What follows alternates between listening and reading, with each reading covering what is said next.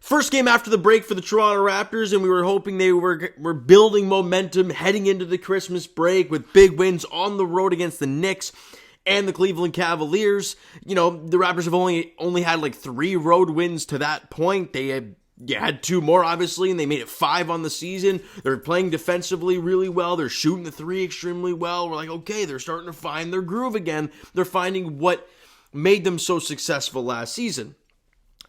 Well, then last night against the Los Angeles Clippers, the ugly heads just kind of came back again. You know, you saw the 3-point shooting diminish. You saw the 3-point defense be non-existent. And then you saw the inability to guard a big center be a big problem in this game. And the Raptors lose it 124-123 to the Los Angeles Clippers.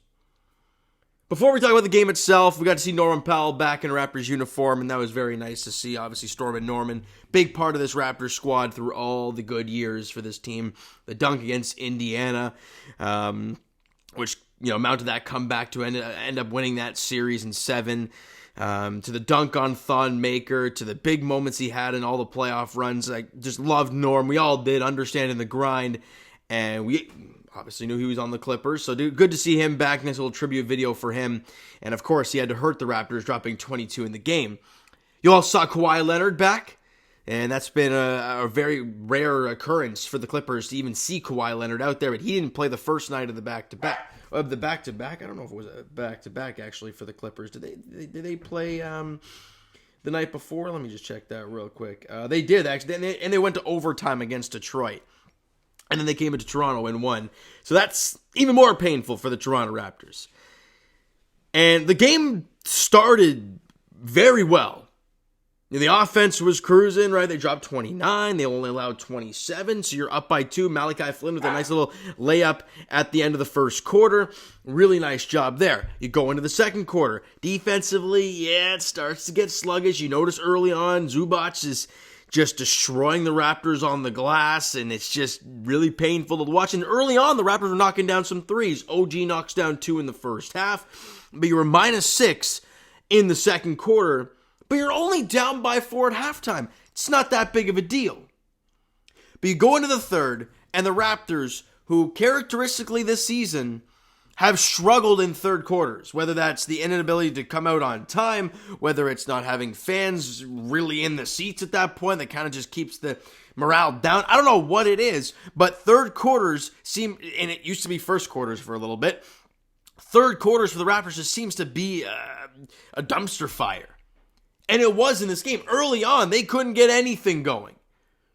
Defensively, they were having so much trouble. They allow 37. They only dropped 26. You're -11 in the quarter. And just like that, you know, that 4-point deficit at the half, you are now down 15 heading into the fourth, where you need a miracle comeback. And you didn't get that. You know, at one point they were up 20 plus in the game. Like, they were dominating the Raptors in that second half. Pascal was really the only guy who came alive in the second half. But that just can't happen. And the fact that OG, and I'll get to him in a second, about the amount of shots that guy took, I just don't understand it. In that fourth quarter, you make a little bit of a push at times. You get it down to 12. I can't remember if they got down to single digits at one point in the fourth quarter, but either way, they were +4 in the quarter, 31-27, but you lose by 11, 124-113. And it's that really bad third quarter that gets the job done. Let's break down these stats, because some of these are really glaring issues. And I got to start with OG because it frustrates the hell out of me. 18 points, 5 rebounds, and an assist. Shot 5 of 9 from the field, with 6 of 6 from the free throw line, 2 of 3 from distance. Both of his makes were in the first half. I'm not really sure why OG, on good percentage shooting, got to the line 6 times, why he only takes 9 shots in the game and only takes 3 threes. And because he was royally struggling offensively. Or he wasn't royally struggling. He was the complete opposite. He was doing very well. But the ball doesn't go to him. He's a -19 on the floor. That could have been an issue. But again, I really don't know why he wasn't shooting that much. Pascal, after starting the game 0 of 5 from the field. He was struggling from the field early on. Got to the free throw line a couple times, but really struggled from the field. In the second half, dude turned it on big time. And remember, I said he started 0 of 5 from the field. He ended the game with 36 points, 9 rebounds, 5 assists, shot 13 of 24. Dude missed 11 shots. 5 of those were in the first quarter. He dominated the rest of the game, was 10 of 15 from the free throw line, missed all 4 threes he took, however, did have a steal and a denial in the game. Scotty Barnes, I thought he was exceptional. They weren't able to contain Zubac on the glass, and offensively, because you don't have anybody to guard him. However, you bring that guy in space a little bit, which Scotty seemed to be doing quite a bit. He went to work on Zubac's defense offensively. 17 points, 12 boards, 8 assists, shot 8 of 15 from the field, 1 of 1 from the line. Missed both threes, though, and had a steal and a denial. Fred VanVleet left the game, did not return after, I believe it was 22 minutes of work. So that's something to keep an eye on moving forward. He only had 4 points, 2 rebounds, and 7 assists in those minutes. He was shot 2 of 6 from the field. And 0 of 3 from 3. So again, those big guys, your main scorers, Fred, Pascal, Scotty, your main shot creators. And OG, I guess, is one of them as well. But those 3 guys didn't make a 3. They were what? Let me do some math here. 0 of 9 from 3. That just can't happen if you want to win games against good teams.